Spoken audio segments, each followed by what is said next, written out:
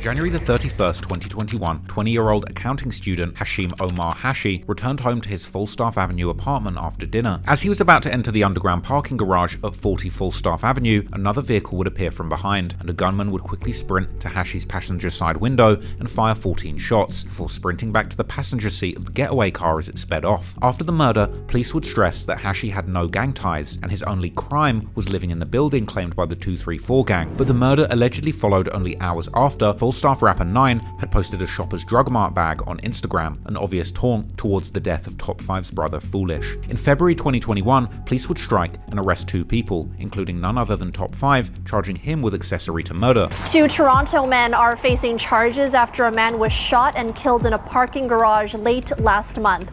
24-year-old Emmanuel Misa and 22-year-old Hassan Ali were arrested over the weekend and charged with accessory to murder after the fact. Ali is also facing several drug offenses. He was first released on $70,000 bail, but things would soon turn much worse for Top5, as his charges were suddenly upgraded to first-degree murder, causing him to cut off his ankle monitor and go on the run. Following his successful escape, Top5 would continuously post on social media, mocking the Canadian authorities, increasing his significant notoriety at home and abroad. The artist has been connecting with fans on social media. There's just one problem. He's also on the run, wanted for murder. CTV's John Woodward reports the justice system had him in custody, but despite warning signs, let him go anyway. Toronto! That appears to be Top5 speaking out on a live streaming Instagram video over the weekend. That's despite under his real name, Hassan Ali, he's wanted for the first-degree murder of 23-year-old Hashim Hashi, a student gunned down as he pulled into this parking garage. Ali's viewers tell him he's a fugitive, one asking, isn't Top5 on the run for a body? The rapper seems to talk back. The only run I know is the trend run. Another asks, aren't you on the run? Like, I ain't do shit. Everybody know I ain't do shit, but save that for God. He would tell his followers that he was willing to come out of hiding for a sit-down with the mayor of Toronto before announcing that he himself actually runs Toronto. Yo, you guys want to link up? Call John Tory and tell him I want to have a f***ing sit-down for f***ing 30 minutes. I want to spit my facts, and he spits his facts. I run Toronto. You f***ing goof. Top5's escape from justice was now making front-page news in Canada, as he flaunted his fugitive status, telling fans that only God knows where he is. You guys want to know where I am? Only God knows. Only John knows. He would even drop new music, like the song Movie, which would be released together with an actual music video, as well as meeting up with famous rappers like the LA legend Draco the Ruler. Draco, what are we smoking on? Some flags. But then, after being on the run for almost half a year, Top5's race would suddenly come to an end, shortly after he'd linked up with Bobby Shmurda in Los Angeles. Alright, tell him what time it is. GG, Toronto, stand the f*** up. Shmurda on the set, know what it is. What time is it? Hold on, what time is it? It's like 6:20. Still trapping out there.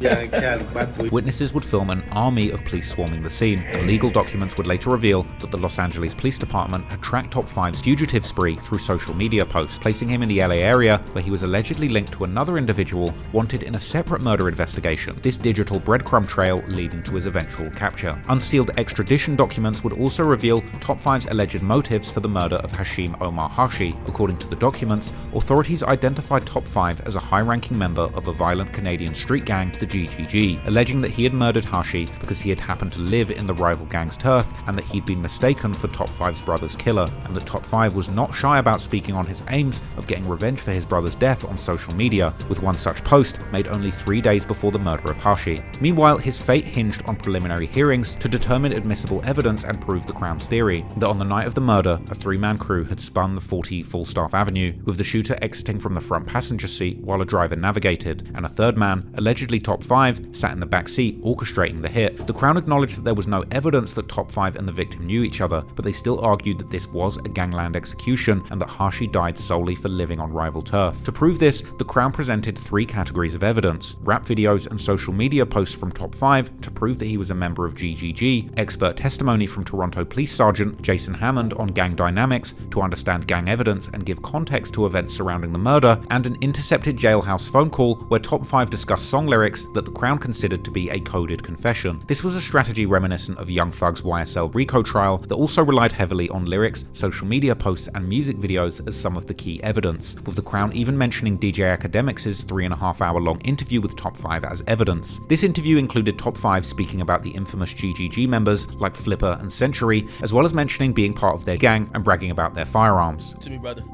Flipper. But that was my big dog. They just arrested him for 2 bodies. What? But they freed up his little bro. His little bro's is part of GGG. He just beat a body. Wait, what's GGG? Go get him, gang. Go get him, gang. All right. So y'all are the top shotters when it comes to Toronto. We're equipped. We're like the army. We're like the military. So the GGs was on the scene. But the Crown also conceded that Top 5 likely did a lot of lying, like he also claimed that Megan Thee Stallion wanted to sleep with him, that he shoots people for Drake, that he was going to travel to Dubai the following week to enjoy some top-level ladies of the night, and that he drives a Porsche. Man wants to me. I'm Drake's shooter. I understand people want to kill me, but I'm going to Dubai next week. I'm about to some out there. You know what I mean? Jeez. Why they try to play you? I drive a Porsche 2021. The cracks in the case would emerge early. The judge would bar all lyrics and social media posts highlighting Top 5's gang ties, ruling them as irrelevant since the victim wasn't in a gang himself. Allowing it, the court argued, would bias jurors against Top 5's character rather than the facts. And without the gang context, Sergeant Hammond's expert testimony was also scrapped, with only the intercepted jailhouse phone call surviving the purge. With the gang evidence scrapped, all that was left was this call and Top 5's movements leading up to the murder. According to the Crown, on the day of the murder at 12:47 p.m, security cameras captured Top 5 stepping into an elevator on the 14th floor at an apartment building on Toronto's Northtown Way apartments. He was wearing a grey tracksuit, hood up, with a distinct diagonal black stripe running from waist to knee on his right thigh, and logos on the chest and hip, as well as black shoes with white trim. He exited the lobby, and by 1:06 p.m, he entered into a grey Mercedes, with the Crown identifying a man named Emmanuel Misa as a potential driver. The Mercedes returned to the building almost 2 hours later at 2:41 p.m, as Top 5 stepped out, re-entered the building, then left again just 8 minutes later. By 3:05 p.m, his cell phone would ping towers near 123 Crockford Boulevard in Scarborough, with evidence showing that there was a recording studio in the area. Between 3:05 p.m. and 5:31 p.m, cell tower records showed that Top 5's phone stayed in the vicinity of the studio. 6:02 p.m, back at Top 5's apartment in Northtown Way, a masked figure would enter the building, wearing a black hoodie, puffy jacket, black pants, white socks, and shoes with a faint white mark, with the Crown alleging that this was the shooter. He would ride the elevator to the 14th floor at 6:03 p.m, and 3 minutes later, he would return to the elevator, clutching a small green plastic bag. At 6:11 p.m, Misa's phone would ping near the building, and 1 minute later, the grey Mercedes, the same car Top 5 used earlier, would pull up and the man in black climbed in. By 6:24 p.m, Misa's phone returned back to Scarborough, pinging on towers near the studio. Then both Top 5 and Misa's phones would go silent for hours, and there would be no activity from Top 5's phone till 9:07 p.m. Meanwhile, at the Falstaff Avenue housing complex, surveillance cameras would catch a stolen Honda Civic circling the 20, 30, and 40 blocks of Falstaff. It would enter the parking lots, slowing near a van with people twice, before also creeping past a white sedan, with the Crown arguing that they were hunting a target. Around 8:44 p.m, Hashi's car would turn into the entrance of 40 Falstaff's garage, and 12 seconds later, the Civic would screech to a stop, as a man in all black, white socks glaring, would bolt from the passenger seat, sprinting to the victim's car and unloading 14 rounds into the passenger side before fleeing. Looking closely at the security footage, as the shooter runs off and back to the car, the Civic's rear door cracks open, with someone inside seemingly hesitating but staying put, the Crown arguing that this figure was in fact Top 5. The Civic would later be found torched in Earl Bales Park, with no DNA and no prints found. At 9:20 p.m, the grey Mercedes would resurface at Top 5's apartment at Northtown Way, with Top 5 stepping out, still in his grey tracksuit, alongside another person in dark clothing, someone who the Crown agreed is not the same person that shot the victim. Once again, they would ride the elevator to the 14th floor, before 8 minutes later returning to the lobby, with Top 5 now wearing different clothes as they got into the Mercedes and drove off. However, despite this evidence, the authorities were unable to confirm the identity of the shooter, the driver, or even the person sitting in the back. And ultimately, with no lyrics and no social media to use, and no forensic links or verified identities, the case would end up consisting of just theories,